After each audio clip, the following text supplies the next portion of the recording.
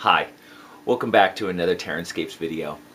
This video is a revisit of airbrushing. I did a video quite a few months back where I was, struggling with keeping them clean, and I kind of just was showing what I was doing, and it was almost sort of like a anybody see what I'm doing wrong here kind of a video. Sorry for kicking the camera.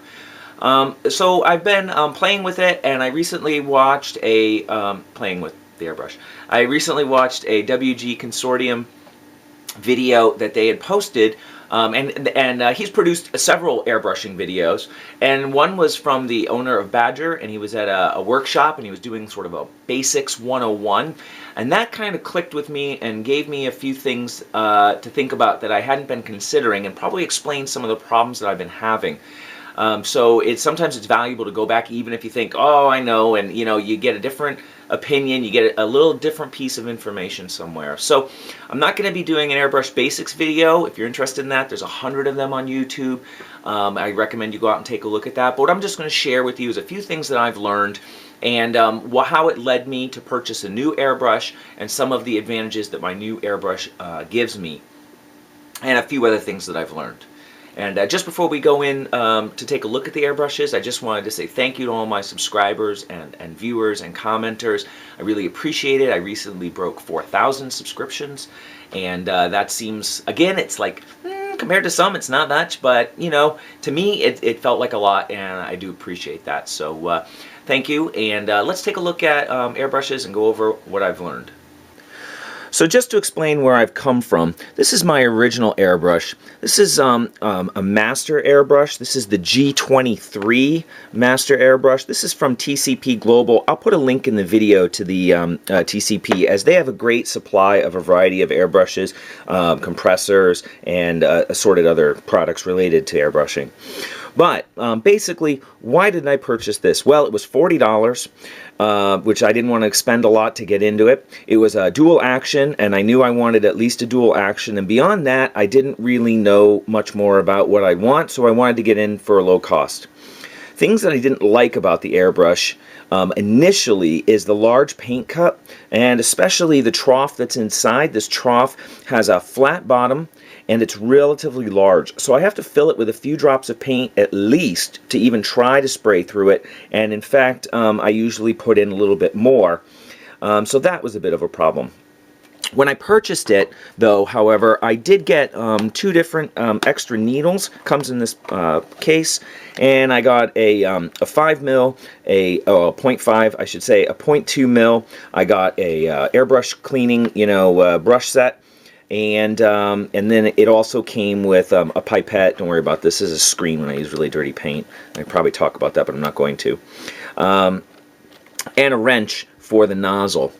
Once I started using the airbrush, I quickly discovered a couple other things that I didn't like and started having problems with. First, once you remove the cap here, I've only recently figured out that 90% of the time I should take this cap off if I'm going up, close for fine line detailing. But when you unscrew the secondary cap here, you can see that the needle tip cone, that's what I'm going to call it, I know there's a name for it, it's really small. You have to wrench it on with that little wrench tool that comes with it. I've dropped that 3 times. It's really annoyed me because I've almost lost it. And I've been worried that I've been over cranking it and damaging the seal, and now it's not always lining up with the center post here. So there's a hole in the cap where it protrudes, and it really needs to be in the center of that hole. And By Painted talks about this in his selection of an airbrush as being a problem with his. And what happens is when it's off alignment, you get paint built up in the outside of this nozzle, and because it's spraying, a little off to the side, and eventually what happens is that paint builds up, and then it starts to break up the spray pattern, and actually will splatter and throw paint in places you don't want. Also, I began to have problems with paint getting behind the cup and getting into the, basically into the trigger assembly, at least just in front of it. The buildup of paint was so bad that actually I was having trouble removing the needle, and so, I'd actually have to, of course, take this off, unscrew this, and then I'd actually need pliers to pull that out. In fact, it's a little frozen right now. Look at, see, that's weird. Well, in any case, it's been freezing in there, and I've had to actually get some pliers and pull that out. Watching the Badger video taught me that I might be the fault of that. I always assume user error first. And what I've been doing is when I clean it, I've been getting inside there with one of these brushes, and the owner of Badger was saying that he never recommends using brushes to clean the inside of your airbrush because you can score the seals, and there is a seal behind the needle here that is supposed to keep paint from getting in there. And most likely in my zest to clean out my airbrush, perhaps over enthusiastically, I've scored that seal. That's what I believe. And now paint has built up behind here and is causing freezing of the needle and jamming.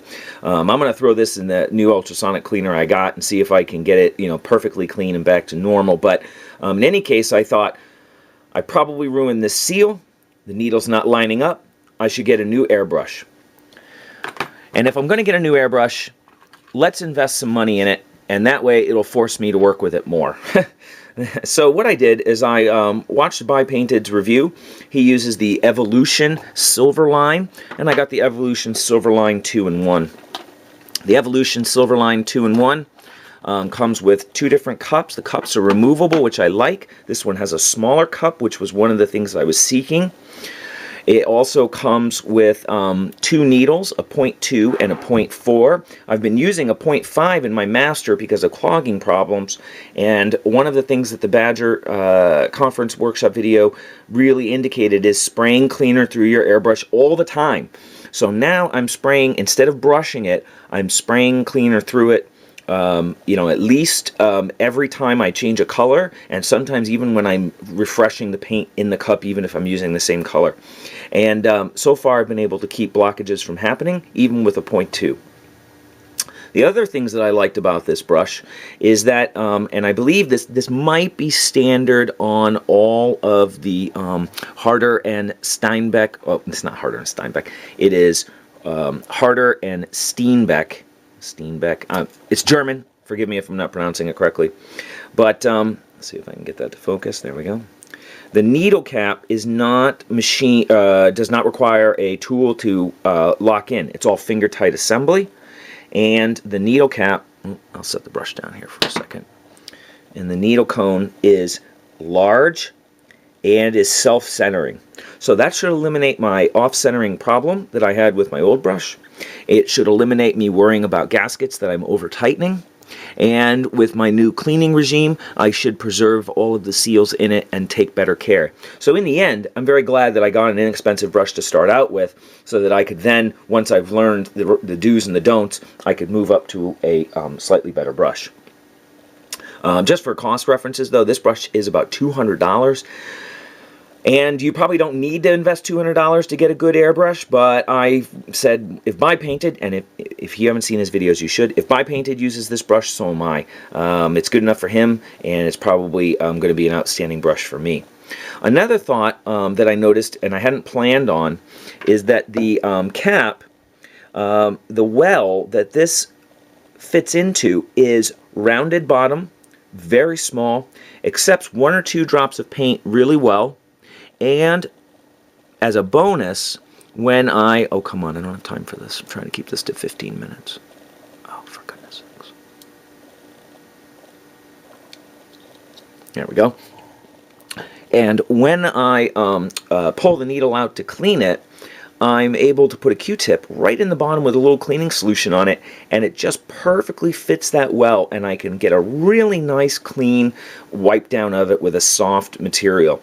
So pretty excited about that, and I didn't expect that as a bonus in terms of what I was hoping to enjoy about the airbrush.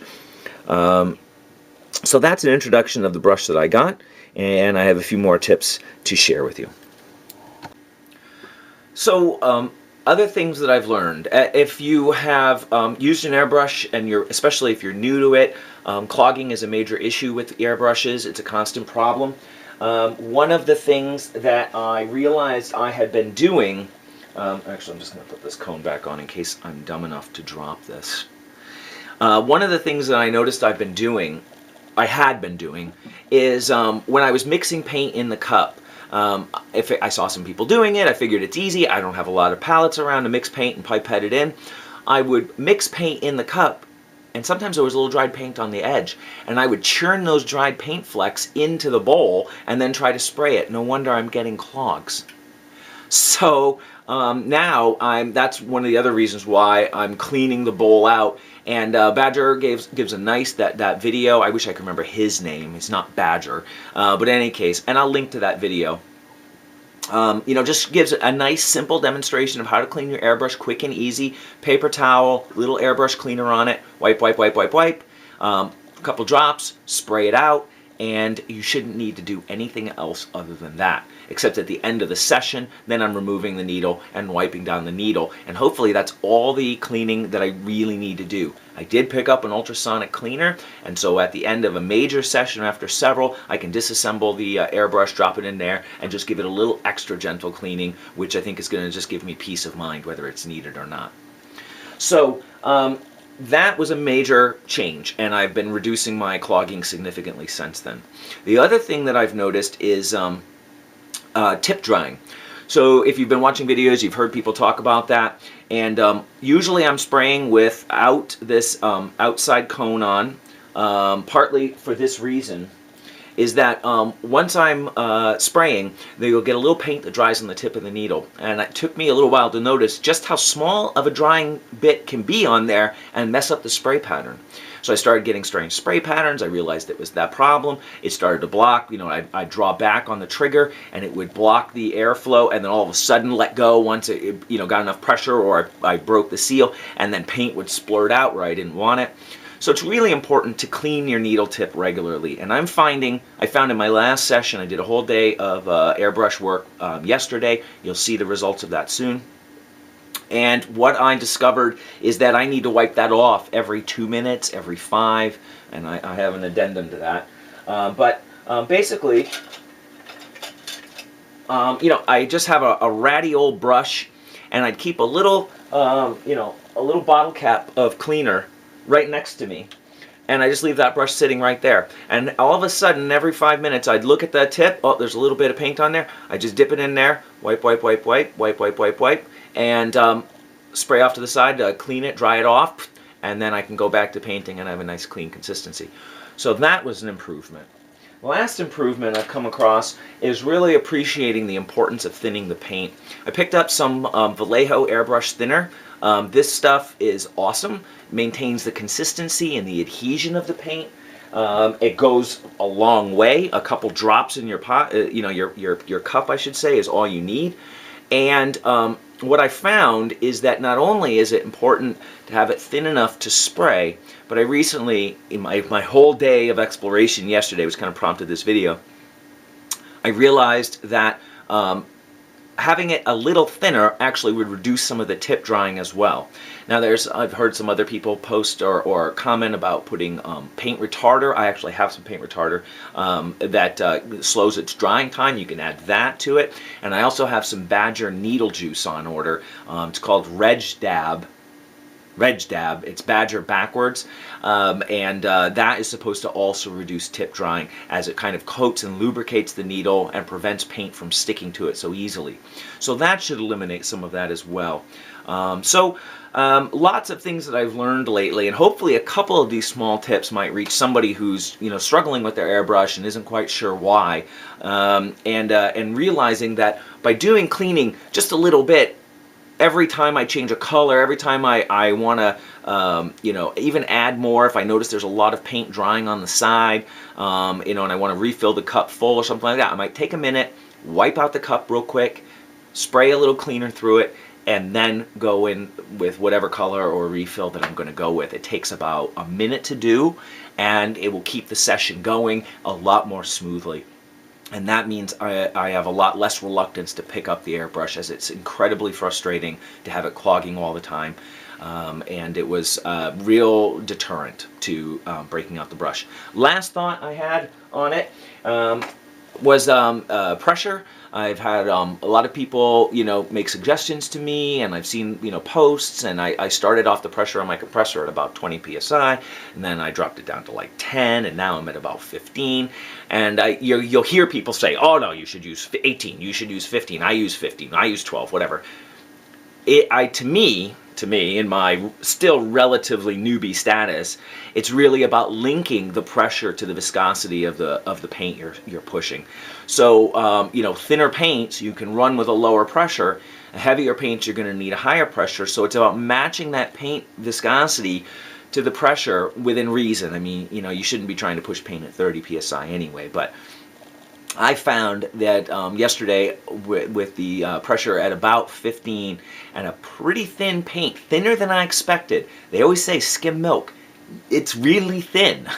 So that made a big difference, and I had a lot of improvement overall in the performance of my airbrush. So hopefully that's somewhat interesting to you, whoever is out there who's struggling or interested in getting into an airbrush. If you stick with it, you can make progress, and I plan on really sticking with it over the next couple months. And after I have another sort of bout of revelations and information, I will come back with another airbrush video probably in a few months, maybe half a year or something like that. Depends on how much I learn and how fast.